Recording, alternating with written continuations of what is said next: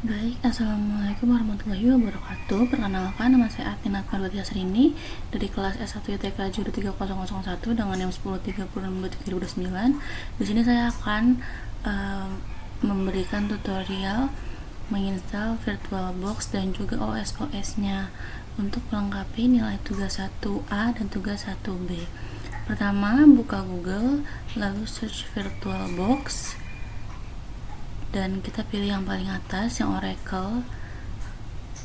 Kalau sudah di halaman ini, kita bisa download dengan memilih sesuai device yang dipakai. Di sini saya pakai Windows. Lalu kita tunggu sampai download selesai. Jika sudah selesai, lakukan instalasi pada VirtualBox.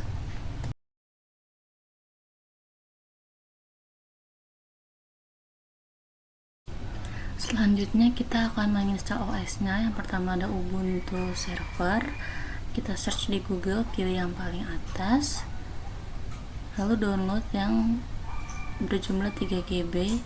Untuk Ubuntu desktop bisa klik di sebelahnya, download yang 5,9 GB. Tunggu sampai proses download selesai. Lalu kita juga download Kali Linux, bisa di search Kali Linux, pilih yang paling atas, kita klik download, lalu pilih yang virtual machine sebelah kanan dan pilih sesuai VirtualBox yang dipakai. Di sini kita pakai yang kedua. Oke, next ini halaman VirtualBox-nya, kita klik new.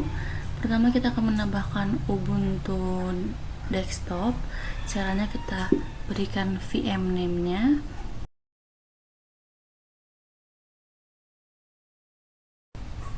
Lalu VM foldernya dibiarkan seperti ini saja.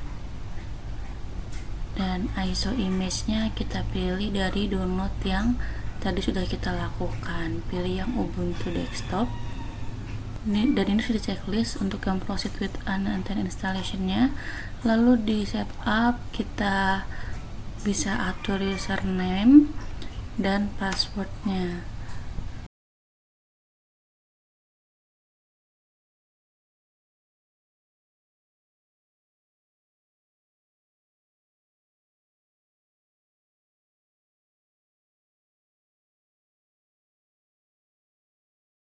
Di sini saya melakukan penggantian VM name menjadi Ubuntu Desktop 1.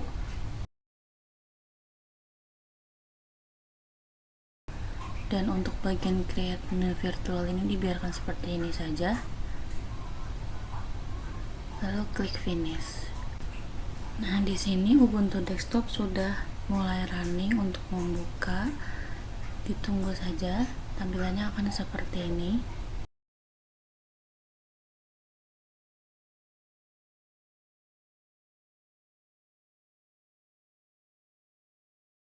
Oke, di sini muncul error, yaitu tidak bisa running karena unsupported hypervisor. Artinya Ubuntu kesulitan membaca kartu grafis virtual yang sekarang sedang dipakai. Solusinya adalah kita bisa matikan dulu, klik terus power off the machine. Setelah itu kita klik kanan di settings, kita buka menu display. Nah, di panel kiri ini cek bagian graphics controllernya, kita ubah jadi VBox SVGA, ini yang paling stabil. Terus kita naikkan memorinya menjadi 128 MB. Kita geser mentok ke sebelah kanan. Selanjutnya kita masuk ke sistem. Ini sebenarnya opsional, tapi ini sangat membantu. Kita buka tab prosesor, terus kita klik centang di PNX-nya. Oke, setelah itu kita klik OK. Oh iya, dan networknya di sini saya ganti menjadi internal network. Oke, jika sudah selesai, di sini saya akan mulai run Ubuntu desktopnya dengan mengklik start di atas. Lalu di sini udah mulai prepare VM-nya.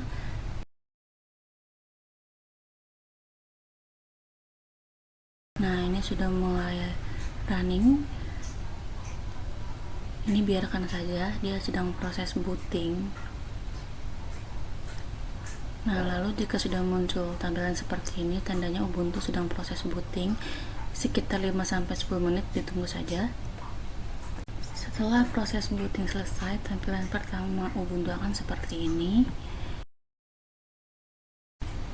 Oke, selanjutnya kita akan add Ubuntu server. Caranya sama, klik new, lalu kita masukkan VM name-nya. Di sini saya contohnya Ubuntu server. Lalu kita pilih ISO-nya dengan cara yang sama. Pilih ISO yang Ubuntu server.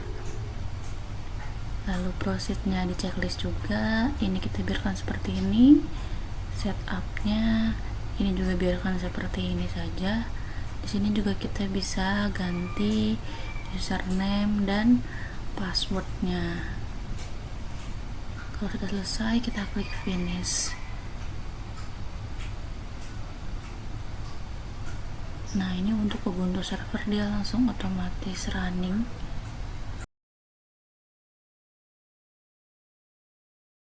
Previewnya seperti ini yang di kanan.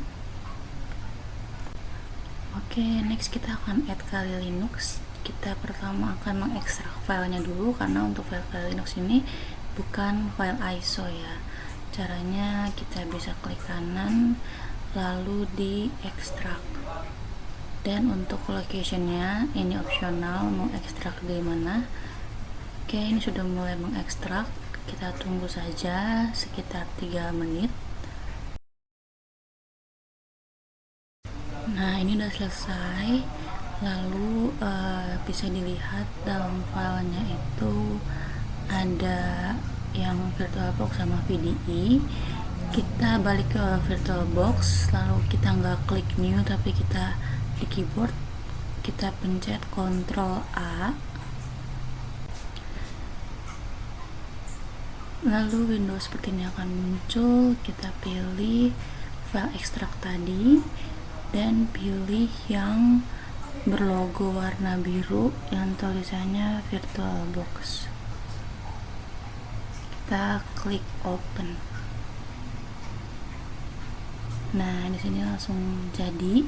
Nah, ini namanya masih default, jadi di sini saya akan ganti namanya dengan klik kanan, settings, terus di VM name-nya ganti dengan Kali Linux. Untuk Ubuntu servernya tadi saya lupa ganti. Di sini saya juga networknya menggunakan yang internal network.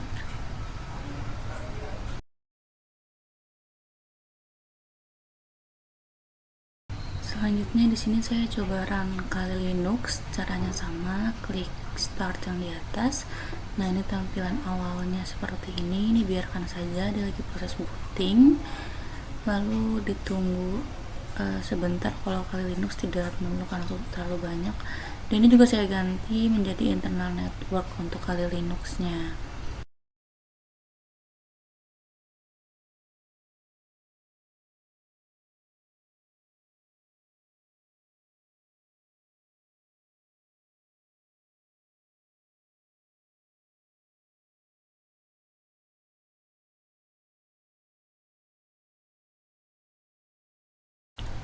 Nah, ini tampilan pertamanya. Kita akan memasukkan username-nya. Biasanya kalau belum diganti, defaultnya itu username-nya Kali, passwordnya juga Kali. Setelah kita memasukkan password, ini adalah halaman pertama si Kali Linux-nya.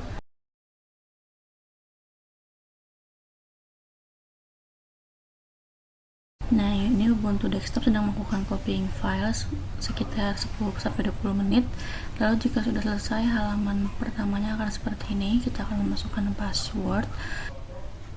Setelah memasukkan password, akan muncul tampilan seperti ini.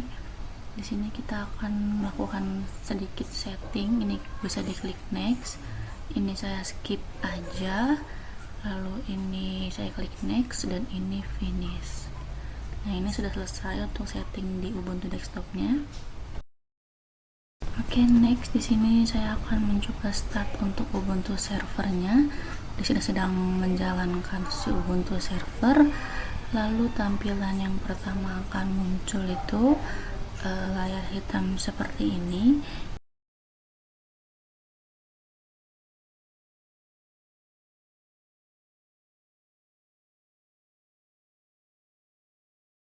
Nah, kalau sudah muncul tampilan seperti ini, tandanya kita sudah berhasil masuk ke Ubuntu server. Lalu selanjutnya biasanya kita diminta memasukkan username dan password. Masukkan sesuai yang sudah tadi kita isi pada saat tahap add pertama kali.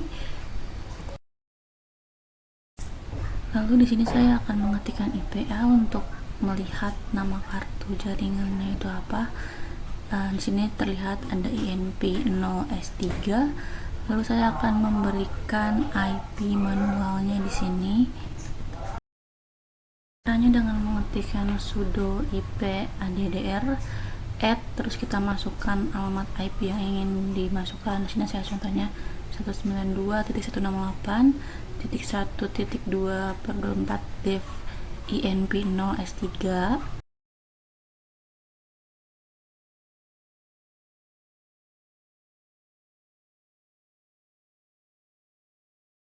Selanjutnya masukkan sudo IP link set INP0S3 up. Oke, selanjutnya kita akan masuk ke Ubuntu desktop. Untuk setting si networknya bisa diklik kanan atas yang seperti tombol baterai, lalu kita klik setting yang seperti gerigi. Nah, kita di halaman network ini kita klik yang si sebelah tombol on off ada icon seperti gerigi, kita klik di sini lalu pindah ke tab IPv4. Nah, di tab IPv4 ini yang tadinya otomatis atau DHCP kita ganti ke manual. Kita ganti isi addressnya itu, ini optional, bebas, saya 192.168 karena yang tadi sudah 2, sini 1.3. Lalu net masknya saya masukkan 255.255.255.0. Lalu untuk sebelah sini kita kosongkan saja. Kalau sudah, klik apply.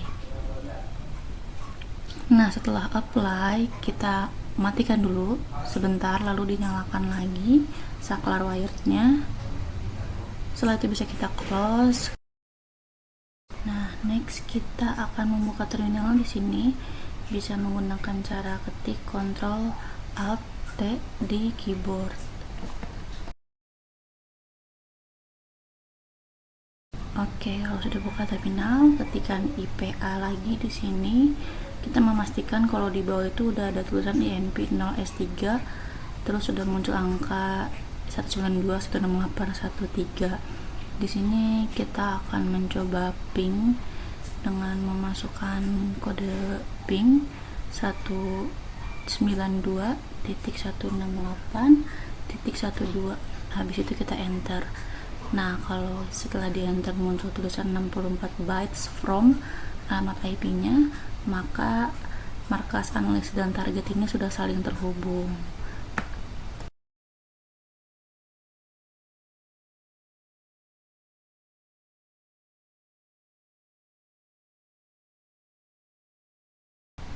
Next, kita buka Kali Linux, lalu kita buka terminal di Kali dan kita masukkan sudo ifconfig add 0 192.168.1.1, terus netmasknya 255.255.255.0 dan pakai up. Jadi nanti kita itu mau tes koneksi dari Kali Linux, mencoba ping server ke desktop dan juga ke Ubuntu servernya.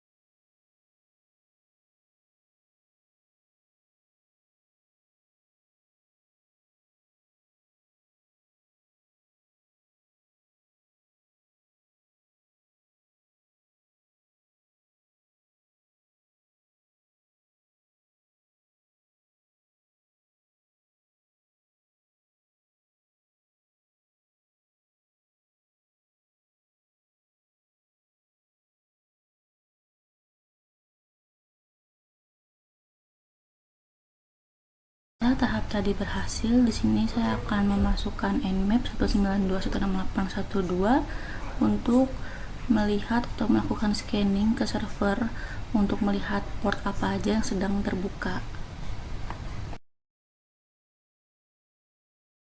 Selanjutnya kita akan menggunakan SSH dari Kali untuk masuk ke Ubuntu server dengan memasukkan SSH, terus username si Ubuntu servernya, add, kita masukkan IP-nya 192.168.1.2. Lalu jika diminta memasukkan password, bisa dimasukkan password si Kali Linux-nya. Nah, setelah berhasil masuk nih, kita akan membuat sebuah file yang seolah-olah itu malware atau file rahasia. Nah, kita masukin codingannya itu echo, terus kutip, ini data rahasia, lalu kita kasih kurung siku ke sebelah kanan, dan kita masukkan nama file txt nya, yaitu di sini saya contohnya file underscore rahasia txt. Lalu bisa di enter, kita ngecek menggunakan start, masukkan nama filenya file rahasia txt. Ini kita untuk melihat bagian modify dan change, itu pasti waktunya menunjukkan waktu sekarang. Nah, ini ya terlihat ini waktu saat ini. Di sini kita akan melakukan eksekusi timestamping, jadi kayak kita manipulasi seolah-olah file itu tuh dibuat tahun lalu. Contohnya di sini saya memasukkan filenya itu tahun 2025 menggunakan perintah touch, terus minte, masukkan tanggal yang ingin dimanipulasi, lalu masukkan nama filenya file rahasia.txt. Di situ kita enter dan dilihat lagi di start file rahasia.txt. Nah, ini sudah berubah ya, jadi 2025. Kita berhasil melakukan manipulasi timestamping di Kali Linux. Baik, sekian eksplorasi dari saya. Untuk lognya itu sebenarnya bisa kita cek juga di Ubuntu desktop. Semoga bermanfaat. Wassalamualaikum warahmatullahi wabarakatuh.